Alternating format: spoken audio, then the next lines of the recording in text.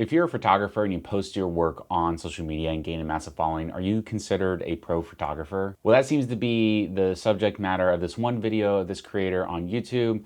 And I have seen other creators make some sort of a rebuttal against their video talking about it. I haven't personally watched the video myself, so we're actually gonna watch it together and just kind of share my thoughts. This video is only 16 and a half minutes long, so I try and keep my comments to a minimum here, but let's go ahead and watch this. So today we're going to compare North Borders, who is arguably the most popular car photography influencer YouTuber, versus myself. Although I have a small YouTube channel, nothing compared to North Borders. I also have a lot of experience shooting over 25 years for professional clients such as Ferrari, Lamborghini, Audi, lots and lots of Audi, by the way. And I am in the unique position to be able to compare both of these wildly different worlds. And I'm going to be super blunt about it. So far, I think what's really interesting about the video is we're talking about two different backgrounds of being a car photographer. And myself being a car photographer, I've watched North Borders videos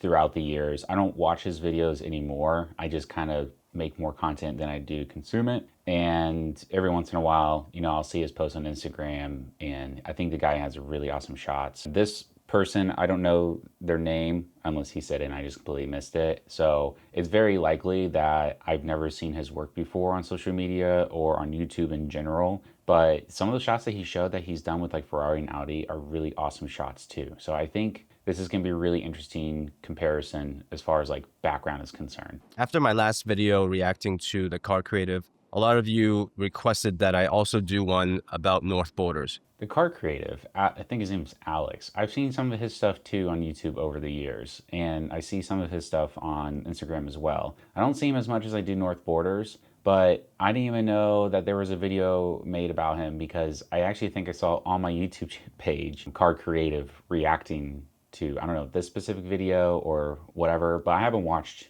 any of those. This is just my first impression of any of this. I found that we are two different, almost complete opposites in the way we present ourselves to the world. Which brings me to my first point, that social media photography and professional photography are completely different worlds. Everything he is and does seems to be a recipe for success. His on-screen presentation, his captivating personality, and all the fancy cars he shoots. So let me ask you a question. How important is it for you to be hired solely for your photographic ability, your vision, your creativity, for example? Or is it okay to let that slide and be hired for other qualities you may have, such as your subscriber count or your on-camera presence or your personality? So the only counter I would have to this is I think you can have a very professional creative background and still show off your work to potential clients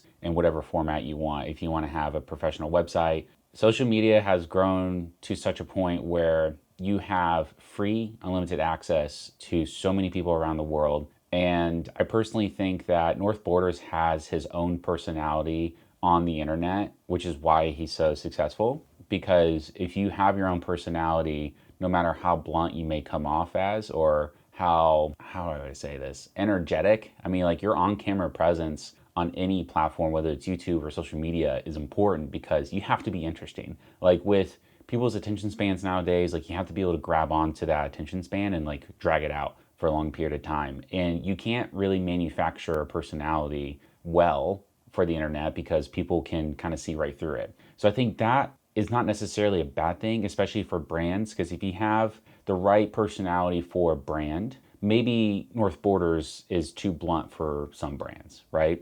But then other brands are like, hey man, we really love the raw content feel that you provide. Like, some brands actually may enjoy that more than somebody who may be seen as uptight. I mean, a lot of these car companies are getting more and more involved in social media, and they're getting more and more involved in influencer marketing, meaning that, they team up with an influencer because they do have a large following and they do get a lot of impressions, which from a marketing standpoint, you have to understand brands don't necessarily care too much about your follower count. I mean, some probably do, but what they're looking at from a marketing standpoint is their CPM, or cost per mile. So for me, I currently sit at 143,000 Instagram followers, and I actually dropped down from 152, but I still work with the same brands I've worked with in the past. But whenever I submit stuff to them, they're actually looking for impressions, they're looking for shares, saves, comments, engagement. Like, they're looking for things that actually matter more versus a follower count, which is more of a vanity metric. So if you look at your follower account as like, I'm on top of the world because I have hundreds of thousands of followers, you're looking at it in the wrong way when it comes to being a professional. Because in reality, the professional marketers out there want to know, if I work with you, am I going to get 500 impressions, or am I going to get 5,000 impressions? And out of those impressions, let's say we convert 1% of those into a potential client. Well, you have a much better outcome when you have 5,000 impressions from influencer A versus 500 impressions from influencer B. I can understand where he's coming from, because like, some brands, like higher end brands, are probably looking more for somebody like him, somebody who has been in the industry for a long period of time. Maybe they don't touch social media because that's just not their thing, and they would rather pursue their profession with raw experience and skill. Totally fine. This is just two separate ways of approaching professional automotive work, in my opinion. So far, that's what I'm getting. YouTube, from a professional photographer's point of view, only covers about 20 to 25% of all the necessary knowledge you need to know to become a professional. And it's regurgitated because social media is a lot based on trends. Someone mentions something and it circulates. And whether that information is good information or misinformation, it still circulates. And that's the way social media works. Unfortunately, everyone stays in one area because there are not enough professionals on social media to debunk some of this information. Which is what I'm guessing led him to make this video. And the information that you learn on social media, any information you learn on the internet, you can't take for, like, you can't take that for granted. And so I can understand why misinformation gets spread around like wildfire. And I understand why, like, people latch onto a specific topic and then it just circulates or gets regurgitated. There's no one really talking about the remaining 75% of the knowledge that you need to know. Lots of information and videos talking about camera settings, lens selections, very basic lighting. Where is all the advanced stuff? Who's teaching that? Nobody. I know that if I made a video going in depth about lighting, no one's gonna watch it because that's not trendy. People love to talk about the cameras instead. So this is something I've been learning since joining VRA, which, if you don't know, it's Video Ranking Academy by Sean Cannell. And I'm trying to grow on YouTube. One of the things that they talk about when it comes to starting off a YouTube channel is answering the simple questions. And it's like answering one question at a time. So when he talks about the very basics, I believe one of the reasons why you see that, like camera settings, types of cameras, types of lenses, is because a lot of these people are trying to cater to those who are a couple steps behind them. So for instance, I made a video on the best budget lens, which is the one I'm using right now. In my personal opinion, the best budget lenses that are out there and why. And then I made a video on filters. Those types of videos are important because those are questions that people have. Like on social media, I get asked all the time, what camera, what lens, what filters, like the gear that is recommended. And I think it's a part of the consumerism that we live in, where like buying the nicest camera, the newest lens, all that stuff, that is a problem. And there are a ton of channels out there that peddle just straight gear. Like they're peddling it because these companies are sending them this gear to promote. And every time a new lens comes out, like Sigma just released a new lens, like the moment I find out about it, there's already 10 videos posted because there's like this embargo date. Like these creators are making this content before the date it releases, and then all of it floods the internet at once, and then people get hyped about it, and then it dies down until the next release. So back to the videos aspect of it, like camera settings, lens choices, camera choices, those types of things, the basics, that's what a lot of people are looking for because they're trying to get introduced into that world. And then if you try to get more advanced in things, it just depends on who you're trying to target. A lot of people who are beginners are going to YouTube to learn how to do something brand new. If you want to make more advanced videos, do it. Just understand like who is your audience that's going to be watching that. yeah, there's not enough people making content for more advanced level photographers. And I don't know, maybe he can be one of those people that makes that change. So the question is, where do you learn the remaining 75%? And that is mainly outside of social media.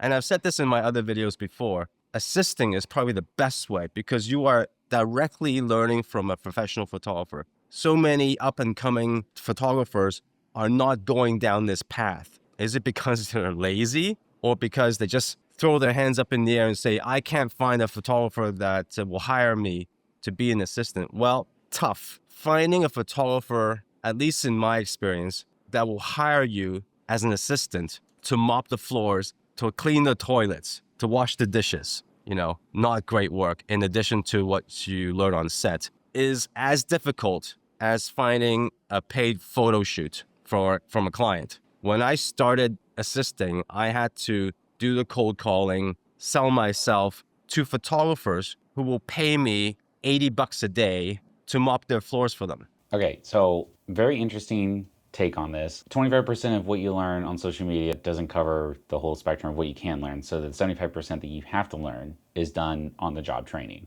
And on the job training is by being an assistant to a photographer. But then the counter to that is, well, I can't find a photographer who's willing to hire me or show me the ropes. Well, that's too damn bad. You got to go through the steps of, cold calling people and selling your soul and getting that experience. The problem I have with that is that that may be what people wanted to do in the past, but it's not worth their time today. And for me personally, I'm a working professional, so this is not my full-time gig. I would love for it to be, but it's not. If I look at this and say, I gotta scrub toilets, floors, and wash dishes for a photographer as their assistant in order to learn the 75% I need to learn, but only get paid $80 a day, maybe less, or maybe just do it for free, I would rather not do that. And I would rather just do free photo shoots and post on social media, which is what I currently do.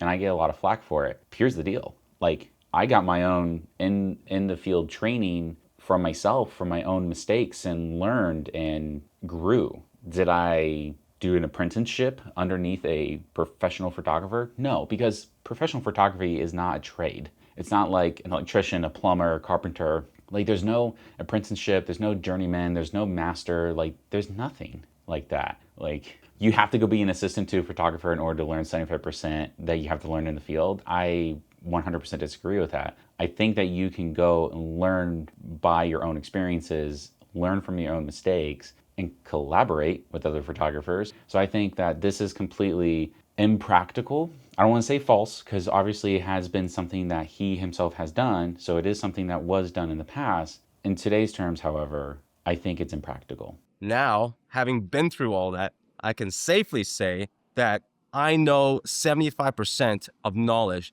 that is not available online. It's in here. I learned it, but there's nowhere else it can be found. And like, having that personal experience, having that expertise is invaluable on social media. He could have 10, 15, 20, 25 years of experience in photography.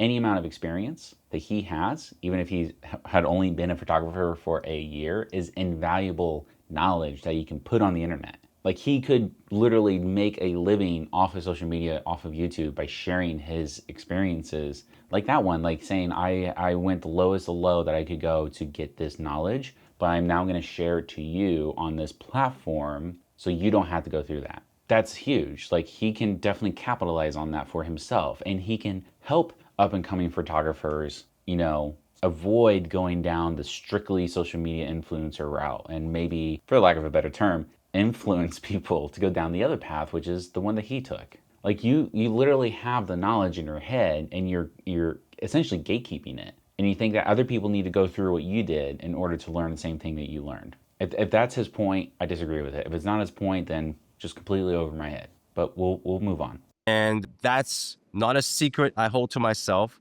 I teach it in my courses and in my consulting. He teaches it in his courses. Okay, so he is capitalizing on it. And I don't know who this person is. I don't even know his name. But you have to pay him to do that. It's not on YouTube. So I think that most people will really have to think long and hard if they want to be a professional shooter. Where are they going to learn this information from? Probably not from him, just flat out. Because I think with YouTube, it's such a great platform to share things for free. and gain the authority on social media and content creation in general. I don't know who this person is. I never knew him until now. But like, it's probably because he doesn't share his knowledge on a platform like YouTube because it's free. Like, people can watch it. I mean, he can get paid for it, but probably not like he gets paid for his courses. And actually, real quick, I do want to see. So he's got a calendar. So for an hour, he charges $200. That's not bad for consulting. His name's Michael Lee. Okay, he's got 3 time slots per day. And what I'm seeing right now is he's got the same time slots available every single day. So if these are the only 3 that he has available, he's not completely booked out. Let's see if he's got a link to his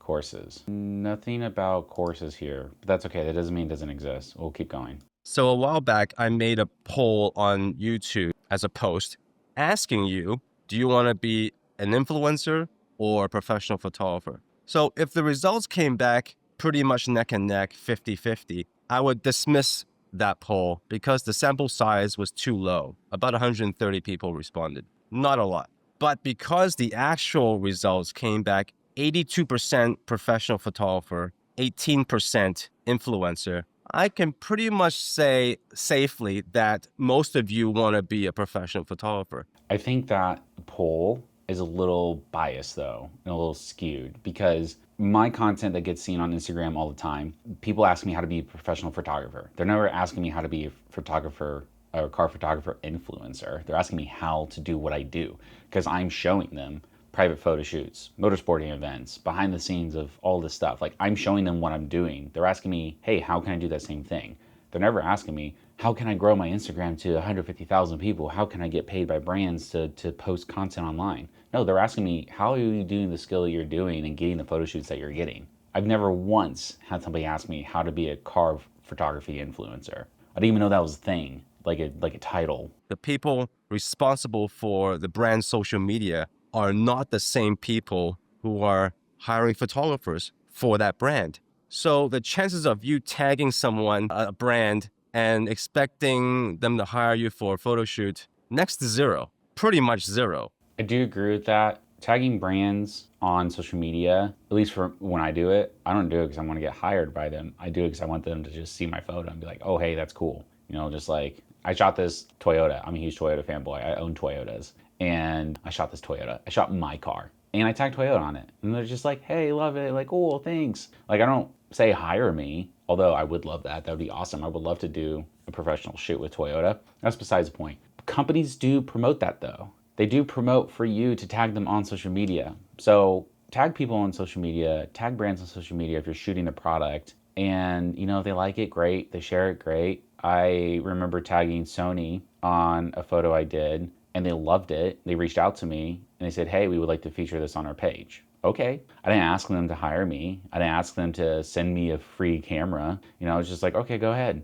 And they did, you know, and it's like, that's cool. I think it's more like, for me, I just want brands that I shoot their stuff of, like, hey, just here you go. Like, here's a picture of your product. Hope you like it. And not ever has anybody reached out to me and say, hey, we want to hire you, because I don't have that expectation. So I think people's expectations need to just be level set. And I think that's what he's doing here. So if you go to someone's website like North Borders or the Car Creative, if the first thing you see is them selling LUTs or merch, they're an influencer. If the first thing you see is their photography, they're a photographer. I think it's really that simple. So I'd love to hear your thoughts, haters included, and let me know what other videos you'd like me to make. Until then, see you soon. I'm going to drop a like on this video because I think that he's made a lot of valid points. One of the last points he made about selling LUTs and presets and them being not a professional and being an influencer. My only problem with that is that this is just part of the business. If you want to talk about professional versus influencer, I bought Peter McKinnon's preset pack. I think it was V3 back when I was starting because I liked his style and I wanted to recreate it. And one of the easiest ways that I was able to recreate his style was by buying his preset pack. And when you go to his website, that's like one of the first things that you see. But he's a professional photographer. I think he's kind of missing the mark on, because then he talks about, you know, running a photography business. You know, part of business is having different offerings. You know, like he has a consulting offering where he has 3 hours booked every day for just consulting time windows. And, when I went to his calendar, he didn't have any of those slots taken up in the next week or next month, So, okay, he may not be making money off of those consulting time slots. So what else is he going to do? Okay, well, he does publishing work for brands. Congratulations. That's a stream of income. But is that it? Like, does he do more? Do you do more? If you have people who want your style of editing and you sell your presets, okay, whoop-de-doo. Like, I don't make nearly the amount of sales on presets that some other people do. But I mean, they exist. They're out there. They're linked in all my stuff. And if people want to buy it, they want to buy it. But like, I don't rely on that as my sole income. And also, when you're promoting your work on social media, you're not getting paid by social media platforms to promote your work. And if you're lucky to get paid clients to do these private shoots, there you go. That's a stream of income. But when you post that work on social media, you're not getting paid. So, yeah, people are going to take the opportunity to try and sell digital products through social media because, again, social media is free marketing, not to just show off your work, but also to sell an offering that you may have. There's a lot of people who don't like using presets and LUTs. And it sounds like he's one of those people, but there's nothing wrong with that. I don't think it's right to judge people immediately right out of the gate if they sell presets or LUTs, though, when you go to their website instead of seeing their photography, because you have to think your social media is like those photos, right? Then when you go to the link, what are they going to do? See the same photos? Like, sure. I mean, yeah, if you want, you can. You can go create a Squarespace site or something, something that's easily created and show off your photography there, same way that you do on social media. I do think that there is a very distinct difference between his world and, say, my world, which, by his definition, I'm an influencer, not a professional. I think that rather than just looking at it from us versus you kind of perspective, like, I think he has a lot of opportunity to bring that gap closer, like close that gap. And I think, one, having your knowledge behind a paywall is not helpful. I think that you can still do that, but sprinkle in, in some videos, some of that knowledge. Like, you don't have to give everything away for free if you don't want to, but like sprinkle in a little bit of free knowledge and then use that as your lead to then have them pay to have a consultation with you, which $200 for an hour, I mean, that could be super valuable for somebody. Or buy your course, which I couldn't find your course in your description, so I don't know if you have a link somewhere else, but I think that if you were to take little bits of that and pepper it into like some videos, then you could definitely have a great market there. This isn't just speculation. If you scroll down to his comment section here, there is actually somebody here where this guy says, I'm exhausted and beyond the beginner stuff and would love to see more professional level tutorials. I think you can definitely close the gap here for sure. You definitely have a need for this type of content on there. It's just you haven't done it long enough to see the results of it, to see the benefit from it. And if your channel is advanced tutorials, advanced lighting, stuff like that, do it. But go watch this video. I'll link in the description below. I'm sure the 5 people who watch this video will not click it because let's be honest, I'm way more small on YouTube than he is, and in comparison to social media, my social media account, I'm much smaller on here. But go watch this video, watch his other videos. If you want to see more advanced stuff, when I say advanced, like for me, like I don't know what's considered advanced, but if you want to see more in-depth stuff from me of how I do things, not saying it's the right thing to do, but how I do things, let me know in the comments below because I'd be interested. Like if you want to know how I do motorsport shots, like the motion blur. I suck at it, but I can show you how I do it. So just let me know down below and I'll see you next time.